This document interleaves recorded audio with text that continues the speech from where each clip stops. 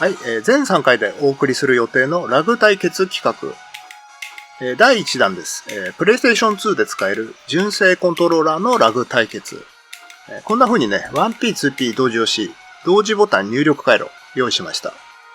同時のね、ボタン入力にもかかわらず、これ、アクションにね、時間差が出ちゃうことがあるんですけど、これがいわゆるラグ差ね。これの優劣をね、調べてまいります。同密着から100回ドスケやって、先制取れた際を勝ちとカウントします。左側 1P がデュアルショックで、右側 2P がデュアルショック2。以降 DS1、DS2 とします。ドスケやってる間にね、同時入力回路の説明をします。2回路入りフォトリレーを使った回路で、このボタンがここのスイッチに相当します。ボタンを押すことでフォトリレーに並列で電流が流れます。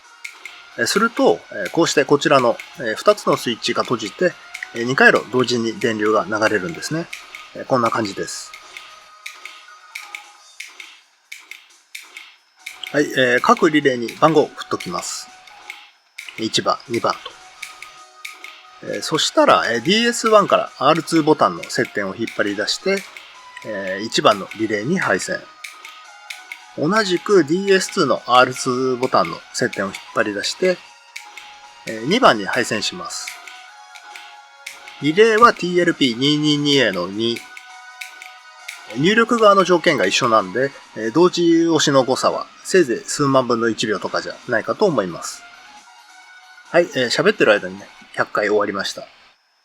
23対0で DS1 の一方勝ち。DS2 がね、ラグいって言った方がいいか。1番リレー、2番リレーの速度の差もあるかもなんで、今度はね、リレー入れ替えてやってみます。検証の環境はね、PlayStation 2は最終型の SCPH90000。DS1 は SCPH1200。DS2 はね、SCPH10010。ゲームソフトはね、ハイパースト2です。で、そもそもなぜこんな検証をしているのかと申しますと、ブラウン管時代のね、ゲーム機のシンプルな低ラグ環境を模索してまして、こうしたゲーミングモニターやら、HDMI コンバーターなどをね、買い漁ってるわけですね。PlayStation 2を使っている理由は、HDMI コンバーターの検証にね、良さげだったから。コンポジット、S ビデオ、コンポーネント RGB、アナログの映像出力がね、豊富なんですよね。というわけでね、ラグ対決第2弾は、HDMI コンバーターの表示遅延対決を予定してます。そう、表示遅延だの、インプットラグだのについて考えていたら、PlayStation 2で使える純正コントローラーってそもそもね、DS2 が最速なのかっていう疑問が出てきて、で、今回の対決となったんだけど、ラグ差ね、あるにはあるんですね。同時に押してもこんなに優劣ついちゃう。DS2 手も足も出ないって感じで。いや、1P か 2P かで有利不利があるかもしれんので、1P、2P 入れ替えパターンもやってみますか。はい、今度はね、1P 側が DS2 で、2P 側が DS1 です。やっぱり DS1 の方が早い。少なくともね、この環境だと DS2 の方がラグがでかいで間違いなさそうです。はい。ラグ差があるのは分かりました。そんじゃヒットしたり、相打ちしたりするのはなんでか。これがね、まさにフレームの話でして、テレビゲームのアニメーションってのがね、パラパラ漫画みたいなもんだってのは皆さんご存知かと思います。ブラウン管時代のやつだと、大体のやつが毎秒60回ぐらい画面を書き換える。これが1フレーム、約60分の1秒。で、ラグ差のある2つのコントローラーがあるとしますよ。ボタンを押して、キャラのアクションが決定するまでの処理時間こんくらい。で、ここのタイミングでボタンを押したとき、決定したアクションを表示できるタイミングって、処理を終了した次のフレーム、A も B もここ。これが相打ちパターン。ここのタイミングでボタンを押したときはどうか。B はもう1フレームまたいちゃったでしょ。これが打ち負けるパターンなんですよ。ね。間違ってたらごめんね。また DS1 の圧勝。DS2 は2割かな。打ち負けてます。この割合ってのがだからフレームをまたぐ頻度ってことなんでしょうね。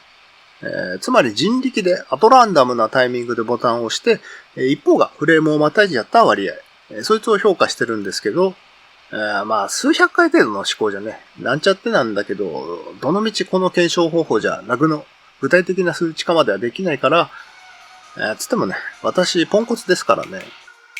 だって2ミリ秒不利ですって言われるより、2割ちょい打ち負けるとかね、言ってもらった方がしっくりときちゃう。さて、結果は見えてるんですけど、一応ね、全4通り完走させときます。それにしてもこれだけの一方的なさ、なんでこうなるのか。DS2 って12個のボタンが感圧式になってるんですね。どれも256段階。既存の押さないとは別に感圧の8ビットのデータ12個分が加わることになりますから、単純にね、それを落とし込むにはより大きなデータを扱えなくちゃならん。だったらもうまるっきり新しいものを使っちゃえってところでしょうか。要は DS1 と DS2 ってもう全く別物のハードなんですよね。名前と見た目と互換性ね、それに目が曇っちゃって、勝手にね、マイナーチェンジくらいなもんだろうと高をくくってたんですけど、中身は全く違う装置であると。そりゃラグ差ぐらいあるわなって話なんじゃないでしょうかね。しかしこれシビアなゲーマーには、おいおいおいちょっと待ってよって。だって DS2 は言わずと知れた名機だからね。コンバータかませて PC とかで使ってる人もね、いるにはいるでしょ。異なる環境でこういうラグがあるかどうかね、やってみなきゃわからんので、まあ厄介ですよね。やっぱりあれですかね。DS2 よりシンプルだからスピードにおいて、有利とかなのか。だとするともっと単純な仕組みのコントローラーってどうか。はい、これ知ってます？初代プレイステーション付属の、それこそね、最初のコントローラー SCPH1010 ね。DS 系と違ってスティックとあと中央のアナログボタンもないです。単純なインプット情報量だけなら DS1 よりも、ね、さらに少ないってことにならんですか。まあそれも結局ね、ハードウェアの出来次第ってとこなんでしょうけども、早速、先ほどの勝者 DS1 と戦わせてみたいと思います。第一世代ってことでね、ゲーム1とします。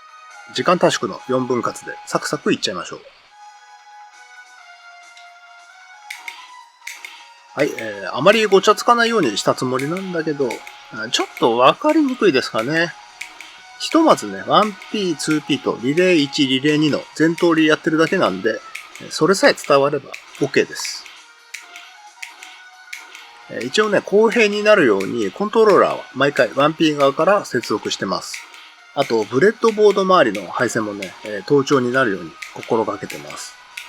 影響ないかもしれないけど、できるところは環境を揃えようってことで。それと、さっきの DS1 対 DS2 もですけど、なんかね、少しだけ 1P 側の数字がいい気がする。その辺もはっきり、ピヨっちゃった。ピヨっちゃった。ギリギリピヨらないテンポでやってるつもりだけど、今のピヨリでね、回数わかんなくなっちゃった。ね、頭の中でね、70回だけ、80回だけってなってる。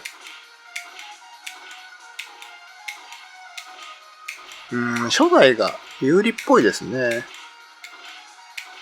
にしてもこれ DS2 の時と比べてあんまり差が出ないですね。はい、終わりましたけど、これね、回数忘れてるんで、多めに叩いてます。気にしないでください。結果はご覧の通り、初代に若干の部があるんですね。となると、気になるのはとってもラグい DS2 と一番早い初代との差。意地悪だけどせっかくなんでやってみますか。しかしまあ DS2 がラグいっつっても1フレーム未満の話ですからね、これ。もちろん私にはね、こんな微妙なラグ認識できんけど、ガチ勢なら1フレーム遅いとか分かっちゃうそうですが、未満だからな、これ。そういや、この初代コントローラー使ってる海外のプロゲーマーいるの知ってます？そういう何万と対戦するようなね、歴戦のものだと、もしかしたらちょっとした場面のちょっとした違いにね、気づいたりするってこともあるんかな。しかし、彼が表舞台でプレイするのは、プレイステーション2じゃないからね。コンバーターで PC とかでしょうから、この検証とね、また違う結果になるんだろうけど、シンプルで軽いからとか、そんな理由だったりするかもしれんし。あ、そう。DS2 もね、なかなか軽くできてて、機能増えてもフィルム基板とかケース薄くしたりとか、ね、ちゃんと軽く作ってる。今回の3機種だと DS1 が一番重い。持ち比べるとね、やっぱり重く感じちゃいますね。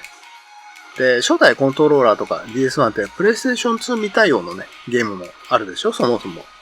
だから1フレーム未満のラグなんてどうでもいいよつなら、やっぱ DS2 がいいかなって思います。まあこう数字で差を見ちゃうとあれなんだけどね。なんか 1P 売り説はなさそうかな。はい。これで対戦全部終了です。各400回ずつボタンを叩きました。結果振り返ってみますか。初戦は DS1 対 DS2 です。どんなもんかとね、検証を始めたんですけど、思いのほかね、数字だけ見るとはっきり差が出る。わずか60分の1秒の中での速いだの、遅いだのですけど、バシッとね、白黒がついて、なかなか興味深いですね。続きまして第2戦は、初代プレイステーション付属のコントローラー対 DS1 でした。初戦の結果を受けて、インプットデータの処理量、それの少ない方が有利なんじゃないと、検討をつけたわけですよね。初代はね、スティックも感圧もないデジタル入力のみなので、圧倒的大差期待してたんですけども、蓋を開けてみればね、そうでもなかったって感じです。本当に僅差でしたけど、やっぱりこっちもね、一方的な展開。負ける方は手も足も出ない。最終戦は最速の初代対 DS2。これトータルで見るとね、DS2 は4回に1回の割合で打ち負けてます。4回に1回フレームをまたぐってことは、推測だけど 0.004 秒程度の遅れがあるってことで、ピンとこんよね、0.004 秒。ね、例えばね、シルバーセイントの検測一発分なんですよ。計算したら。0.004 秒。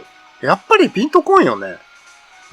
どうしたってね、素人には知覚できないラグなんか、どうでもよく思えるんだけど、俺も押したのに、俺も投げたのにっていう展開があってね、それがちゃんと同時押しだったとしても、4回に1回はラグでーすつって理不尽に負けるって考えちゃうと、なかなかのもんなんだけどね。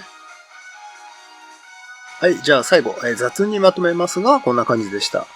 僅差の初代と DS1、大きく引き離される DS2 という形。くどいようですけどね、それすらどうやら 0.004 秒程度などという、どうでもいいっちゃどうでもいい世界の話なんで、神経質になる必要はないですね。神経質になる必要はないんだけども、はっきり優劣決まるのはロジック回路の酷なところです。さて、最速コントローラーが決まったところで、次回の動画は HDMI コンバーターのラグ対決。これこそね、ゲームのプレイ感に影響するほどの明確な差が出るかと思います。それではまた次回の動画で。ご視聴ありがとうございました。